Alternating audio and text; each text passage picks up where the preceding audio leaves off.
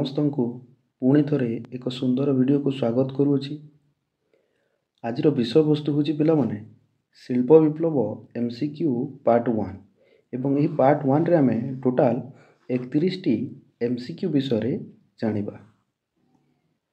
ପରୀକ୍ଷା ଦୃଷ୍ଟିରୁ ପିଲାମାନେ ଏହି 31ଟି MCQ ଅତ୍ୟନ୍ତ ଗୁରୁତ୍ୱପୂର୍ଣ୍ଣ ଅଟେ ତୁମ ପାଇଁ। ତା ସହିତ ପରବର୍ତ୍ତୀ ସମୟରେ ତୁମେ ଯେଉଁ କମ୍ପିଟିଟିଭ୍ ଏକ୍ଜାମ୍ ଗୁଡ଼ାକ ବି ଦେବ ପିଲାମାନେ, ତାହା ଦୃଷ୍ଟିରୁ ବି ଏହି 31ଟି MCQ ଅତ୍ୟନ୍ତ ଗୁରୁତ୍ୱପୂର୍ଣ୍ଣ ଅଟେ। ତ ତେଣୁକରି ତୁମମାନଙ୍କୁ ମୁଁ କହିବି ପିଲାମାନେ, ଏହି ଭିଡ଼ିଓଟି ଅତି କମ୍ରେ 2ରୁ 3 ଥର ଦେଖିବ ପିଲାମାନେ, ଯଦ୍ୱାରା ଏହି ପ୍ରଶ୍ନ ଗୁଡ଼ିକ ତୁମର ମନେ ରହିଯିବ, ତା ସହିତ ତାର ଉତ୍ତର ବି ମନେ ରହିଯିବ। ଆଗକୁ ବି ତୁମେ ଯାହା ପରୀକ୍ଷା ଗୁଡ଼ିକ ଦେବ ପିଲାମାନେ, ଯଦି ଶିଳ୍ପ ବିପ୍ଳବର ପ୍ରଶ୍ନ ଆସିବ, ତାହେଲେ ମୁଁ ଯେଉଁ ପ୍ରଶ୍ନ ଗୁଡ଼ିକ ଏଠି ଆଲୋଚନା କରିବି, ସେହି ପ୍ରଶ୍ନ ଗୁଡ଼ିକରୁ ହିଁ ତୁମର ପରୀକ୍ଷାମାନଙ୍କରେ ପ୍ରଶ୍ନ ଆସିବ। ତେଣୁକରି ପିଲାମାନେ ଏଟଲିଷ୍ଟ 2ରୁ 3 ଥର ଏହି ଭିଡ଼ିଓଟିକୁ ଦେଖିଦେବ। ପିଲାମାନେ ପ୍ରଶ୍ନ ଗୁଡ଼ିକ ଆଲୋଚନା କରିବା। ପ୍ରଥମ ପ୍ରଶ୍ନ ହେଲା, ଶିଳ୍ପ ବିପ୍ଳବ କେବେ ଆରମ୍ଭ ହୋଇଥିଲା? ଅଷ୍ଟାଦଶ ଶତାବ୍ଦୀରେ ଶିଳ୍ପ ବିପ୍ଳବ ହୋଇଥିଲା। ଶିଳ୍ପ ବିପ୍ଳବ କାହାକୁ କୁହାଯାଏ? ଉତ୍ପାଦନ କ୍ଷେତ୍ରରେ ବୈପ୍ଳବିକ ପରିବର୍ତ୍ତନକୁ ଶିଳ୍ପ ବିପ୍ଳବ କୁହାଯାଏ। କେଉଁ ଶିଳ୍ପ ସମୟ ସାପେକ୍ଷ ଥିଲା? କୁଟୀର ଶିଳ୍ପ ସମୟ ସାପେକ୍ଷ ଥିଲା। ଶିଳ୍ପ ବିପ୍ଳବ କେଉଁ ମହାଦେଶରେ ପ୍ରଥମେ ଆରମ୍ଭ ହୋଇଥିଲା? ଶିଳ୍ପ ବିପ୍ଳବ ୟୁରୋପ ମହାଦେଶରେ ପ୍ରଥମେ ଆରମ୍ଭ ହୋଇଥିଲା। ଶିଳ୍ପ ବିପ୍ଳବ କେଉଁ ଦେଶରେ ଆରମ୍ଭ ହୋଇଥିଲା? ଶିଳ୍ପ ବିପ୍ଳବ ଇଂଲଣ୍ଡ ଦେଶରେ ଆରମ୍ଭ ହୋଇଥିଲା। ରିଭିଜନ କରିଦେବା ପିଲାମାନେ, ଶିଳ୍ପ ବିପ୍ଳବ କେବେ ହୋଇଥିଲା? ଅଷ୍ଟାଦଶ ଶତାବ୍ଦୀରେ ହୋଇଥିଲା। ଶିଳ୍ପ ବିପ୍ଳବ କାହାକୁ କୁହାଯାଏ? ଉତ୍ପାଦନ କ୍ଷେତ୍ରରେ ବୈପ୍ଳବିକ ପରିବର୍ତ୍ତନକୁ ଶିଳ୍ପ ବିପ୍ଳବ କୁହାଯାଏ। କେଉଁ ଶିଳ୍ପ ସମୟ ସାପେକ୍ଷ ଥିଲା? କୁଟୀର ଶିଳ୍ପ ଓ ହସ୍ତଶିଳ୍ପ। ଶିଳ୍ପ ବିପ୍ଳବ କେଉଁ ମହାଦେଶରେ ପ୍ରଥମେ ଆରମ୍ଭ ହୋଇଥିଲା? ୟୁରୋପ ମହାଦେଶରେ ପ୍ରଥମେ ଆରମ୍ଭ ହୋଇଥିଲା।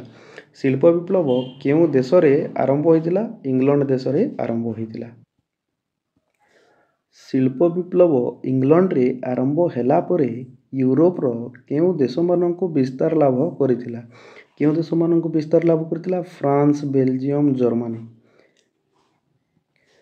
ଶିଳ୍ପ ବିପ୍ଳବ ଶବ୍ଦଟି ପ୍ରଥମେ କାହାର ଲେଖାରେ ସ୍ଥାନ ପାଇଥିଲା? କାହାର ଲେଖାରେ ସ୍ଥାନ ପାଇଥିଲା? ଫରାସୀ ଲେଖକ ବ୍ଲେଙ୍କିଙ୍କ ଲେଖାରେ ସ୍ଥାନ ପାଇଥିଲା।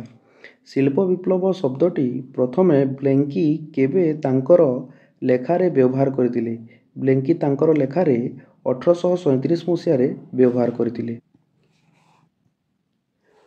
ଶିଳ୍ପ ବିପ୍ଳବ ଶବ୍ଦଟି ବହୁଳ ଭାବରେ କିଏ ବ୍ୟବହାର କରିଥିଲେ? କିଏ ବ୍ୟବହାର କରିଥିଲେ? ଆର୍ନଲ୍ଡ ଟଏନବୀ। ଆର୍ନଲ୍ଡ ଟଏନବୀ କିଏ ଥିଲେ? ଆର୍ନଲ୍ଡ ଟଏନବୀ ଇଂରେଜ ଐତିହାସିକ ଥିଲେ।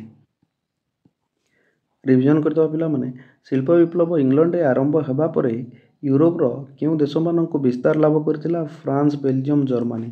ଶିଳ୍ପ ବିପ୍ଳବ ଶବ୍ଦଟି ପ୍ରଥମେ କାହାର ଲେଖାରେ ସ୍ଥାନ ପାଇଥିଲା? କାହାର ଲେଖାରେ ପ୍ରଥମେ ସ୍ଥାନ ପାଇଥିଲା? ଫରାସୀ ଲେଖକ ବ୍ଲେଙ୍କିଙ୍କ ଲେଖାରେ। ଶିଳ୍ପ ବିପ୍ଳବ ଶବ୍ଦଟି ପ୍ରଥମେ ବ୍ଲେଙ୍କି କେବେ ତାଙ୍କର ଲେଖାରେ ବ୍ୟବହାର କରିଥିଲେ? କେବେ ବ୍ୟବହାର କରିଥିଲେ? 1837 ମସିହାରେ। ଶିଳ୍ପ ବିପ୍ଳବ ଶବ୍ଦଟି ବହୁଳ ଭାବରେ କିଏ ବ୍ୟବହାର କରିଥିଲେ? କିଏ ବହୁଳ ଭାବରେ ବ୍ୟବହାର କରିଥିଲେ? ଆର୍ନଲ୍ଡ ଟଏନବୀ ବ୍ୟବହାର କରିଥିଲେ। ଆର୍ନଲ୍ଡ ଟଏନବୀ କିଏ ଥିଲେ? ଇଂରେଜ ଐତିହାସିକ ଥିଲେ। ନେକ୍ସଟ ପ୍ରଶ୍ନ ପିଲାମାନେ, ଶିଳ୍ପ ବିପ୍ଳବର ପ୍ରଭାବ କେଉଁ କ୍ଷେତ୍ରରେ ପରିଲକ୍ଷିତ ହୋଇଥିଲା? କେଉଁ କ୍ଷେତ୍ରରେ ପରିଲକ୍ଷିତ ହୋଇଥିଲା? ରାଜନୈତିକ, ସାମାଜିକ, ଅର୍ଥନୈତିକ। ଇଂଲଣ୍ଡରେ ଶିଳ୍ପ ବିପ୍ଳବ କେଉଁ ଶିଳ୍ପରୁ ଆରମ୍ଭ ହୋଇଥିଲା? କେଉଁ ଶିଳ୍ପରୁ ଆରମ୍ଭ ହୋଇଥିଲା? ବୟନ ଶିଳ୍ପରୁ ଆରମ୍ଭ ହୋଇଥିଲା। ଫ୍ଲାଇଂ ସଟଲ୍ କିଏ ଉଦ୍ଭାବନ କରିଥିଲେ? କିଏ ଉଦ୍ଭାବନ କରିଥିଲେ? ଜନ୍ କେ ଉଦ୍ଭାବନ କରିଥିଲେ। ଫ୍ଲାଇଂ ସଟଲ୍ ଜନ୍ କେ କେବେ ଉଦ୍ଭାବନ କରିଥିଲେ? କେବେ ଉଦ୍ଭାବନ କରିଥିଲେ? 1733 ମସିହାରେ ଉଦ୍ଭାବନ କରିଥିଲେ। ସ୍ପିନିଂ ଜେନି କିଏ ଉଦ୍ଭାବନ କରିଥିଲେ? ଜେମ୍ସ ହାରଗ୍ରିଭ୍ସ ଉଦ୍ଭାବନ କରିଥିଲେ ସ୍ପିନିଂ ଜେନି। ରିଭିଜନ କରିଦେବା ପିଲାମାନେ, ଶିଳ୍ପ ବିପ୍ଳବର ପ୍ରଭାବ କେଉଁ କ୍ଷେତ୍ରରେ ପରିଲକ୍ଷିତ ହୋଇଥିଲା? ରାଜନୈତିକ, ସାମାଜିକ, ଅର୍ଥନୈତିକ କ୍ଷେତ୍ରରେ ପରିଲକ୍ଷିତ ହୋଇଥିଲା। ଇଂଲଣ୍ଡରେ ଶିଳ୍ପ ବିପ୍ଳବ କେଉଁ ଶିଳ୍ପରୁ ଆରମ୍ଭ ହୋଇଥିଲା? ବୟନ ଶିଳ୍ପରୁ ଆରମ୍ଭ ହୋଇଥିଲା। ନେକ୍ସଟ କ୍ୱେଶ୍ଚନ ପିଲାମାନେ, ଫ୍ଲାଇଂ ସଟଲ୍ କିଏ ଉଦ୍ଭାବନ କରିଥିଲେ? ଜନ୍ କେ ଫ୍ଲାଇଂ ସଟଲ୍ ଉଦ୍ଭାବନ କରିଥିଲେ। फ्लाइंग शटल जॉन के केबे उद्भावन करथिले 1733 मसीहारे जॉन के फ्लाइंग शटल उद्भावन करथिले। स्पिनिंग जेनी किए उद्भावन करथिले जेम्स हारग्रीव्स स्पिनिंग जेनी उद्भावन करथिले। नेक्स्ट प्रश्न जेम्स हारग्रीव्स केबे स्पिनिंग जेनी उद्भावन करथिले। केबे जेम्स हारग्रीव्स स्पिनिंग जेनी उद्भावन करथिले 1765 मसीहारे। कहार प्रेरणारे जेम्स हारग्रीव्स स्पिनिंग जेनी उद्भावन करथिले। निज स्त्री जेनीको प्रेरणारे जेम्स हारग्रीव्स स्पिनिंग जेनी उद्भावन करथिले। वाटर फ्रेम किए उद्भावन करथिले। वाटर फ्रेम रिचार्ड आर्कराइट उद्भावन करथिले। वाटर फ्रेम रिचार्ड आर्कराइट केबे उद्भावन करथिले। केबे उद्भावन करथिले 1769 मसीहारे उद्भावन करथिले। स्पिनिंग म्यूल किए उद्भावन करथिले। स्पिनिंग म्यूल सामुएल क्रम्पटन उद्भावन करथिले।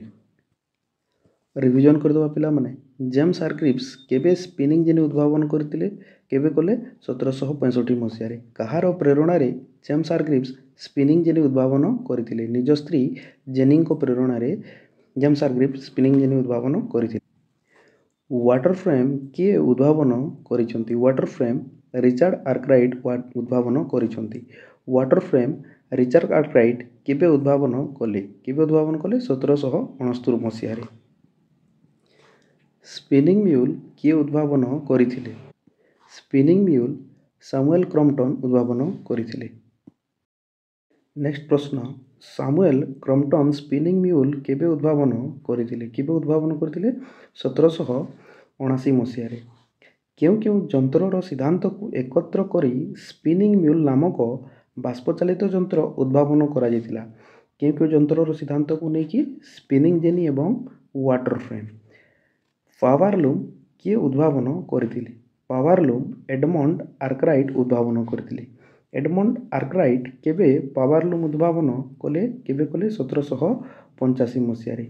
कॉटन गिन जंत्र किए उद्भावन करथिले। कॉटन गिन जंत्र एली व्हिटनी उद्भावन करथिले। रिविजन करदबा पिला माने सामुएल क्रम्पटन स्पिनिंग व्हील केबे उद्भावन करथिले। केबे करथिले 1779 मसीहारे। केउ जंत्रर सिद्धांत को एकत्रित करी स्पिनिंग व्हील नामक बाष्पचालित जंत्र उद्भावन करा जायतिला स्पिनिंग जेनी ओ वाटर फ्रेम। पावरलूम किए उद्भावन करथिले। किए उद्भावन करथिले एडमंड आर्कराइट। एडमंड आर्कराइट केबे पावरलूम उद्भावन करथिले 1785 मसीहारे। एडमंड आर्कराइट पावरलूम जंत्र उद्भावन करथिले। कॉटन गिन जंत्र किए उद्भावन करथिले। कॉटन गिन एली व्हिटनी उद्भावन करथिले। नेक्स्ट प्रश्न होची पिला माने एली व्हिटनी केबे कॉटन गिन जंत्र उद्भावन कले। केबे कले 1793 मसीहारे। अष्टादश शताब्दीर आरंभ रे किए एक बाष्पीय जंत्र उद्भावन कले। किए कले टॉमस न्यूकमैन कले। केबे टॉमस न्यूकमैन एक बाष्पीय जंत्र उद्भावन कले। केबे कले अष्टादश शताब्दी रे एक बाष्पीय जंत्र उद्भावन कले। किए उन्नत धरणर बाष्पचालित इंजिन उद्भावन करथिले। किए करथिले जेम्स वाट करथिले। जेम्स वाट केबे उन्नत धरणर बाष्पचालित जंत्र उद्भावन कले। केबे कले 1769 मसीहारे कले। जेम्स वाट केउ स्थान रे उन्नत धरणर बाष्पचालित जंत्र उद्भावन करथिले। केउ स्थान रे करथिले ग्लासगो विश्वविद्यालय रे करथिले। रिविजन करदेबा पिला माने एली व्हिटनी केबे कॉटन गिन जंत्र उद्भावन कले। केबे कॉटन गिन जंत्र उद्भावन कले 1793 मसीहारे। अष्टादश शताब्दीर आरंभ रे किए एक बाष्पीय जंत्र उद्भावन कले। किए कले टॉमस न्यूकमैन। केबे टॉमस न्यूकमैन एक बाष्पीय जंत्र उद्भावन कले अष्टादश शताब्दी रे। किए उन्नत धरणर बाष्पचालित इंजिन उद्भावन कले। किए कले जेम्स वाट कले। जेम्स वाट केबे उन्नत धरणर बाष्पचालित जंत्र उद्भावन कले। केबे कले 1769 मसीहारे। जेम्स वाट केउ स्थान रे उन्नत धरणर बाष्पचालित जंत्र उद्भावन कले। केउ स्थान रे कले ग्लासगो विश्वविद्यालय कले। पिला माने आजिर आमर विषय वस्तु थिला शिल्प विप्लव एमसीक्यू पार्ट 1 एवं एही पार्ट 1 रे आमे टोटाल 31 टी एमसीक्यू को आलोचना कले। पुणी पार्ट 2 रे पिला माने आहुरी जहाँ भी बाहरिबो जेमति कि 30 हो बा 40 टी हो जहाँ भी एमसीक्यू बाहरिबो समस्त एमसीक्यू को आमे आलोचना करदेबा। जो द्वारा जदि शिल्प विप्लव रे तुमर परीक्षा रे एमसीक्यू प्रश्न आसे ताहले तुमे ठीक से तार उत्तर करि परिबो। ता सहित आगो को जो तुमे कॉम्पिटिटिव एग्जाम गुडा को भी देबो सेथिरे भी तार उत्तर गुडी को ठीक से तुमे देखि आसी परिबो। जदि वीडियो टी भल लागिथिबो पिला माने वीडियो टी को लाइक कर देबो एवं चैनल टी को सब्सक्राइब मध्य करि देबो। ଯଦ୍ୱାରା କ'ଣ ହେବ ପିଲାମାନେ, ମୁଁ ଯେଉଁ ଭିଡ଼ିଓ ଗୁଡ଼ାକ ଅପଲୋଡ଼ କରିବି ତୁମମାନଙ୍କ ପାଖକୁ ନୋଟିଫିକେସନ୍ ଚାଲିଯିବ ପିଲାମାନେ। ହଉ ଠିକ୍ ଅଛି ପିଲାମାନେ, ପୁଣି ଦେଖା ହେବ ଆଉ ଗୋଟେ ଭିଡ଼ିଓରେ।